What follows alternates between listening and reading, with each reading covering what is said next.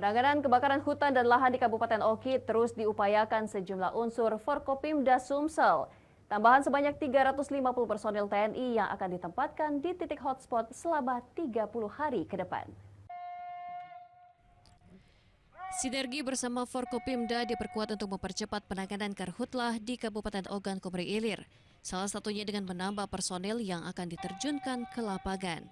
Penambahan personil itu ditandai dengan apel pengerahan pasukan yang dipimpin oleh pejabat Gubernur Sumsel Agus Fatoni bersama Pangdam II Sriwijaya, Majen TNI Yanuar Adil di halaman kantor Bupati Oki. Penambahan 350 personel perbantuan dari Satuan Batalion Infanteri 2 Sriwijaya mengambil dari Batalion Infanteri Yonif 143 Lampung.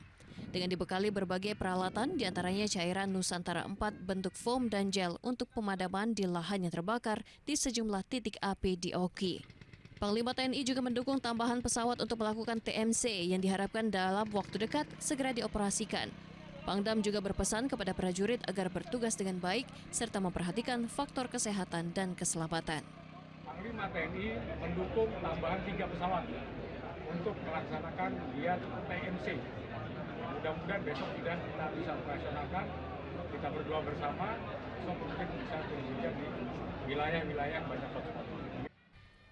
Dari Ogan Komering Ilir, Fitriadi, iNews melaporkan.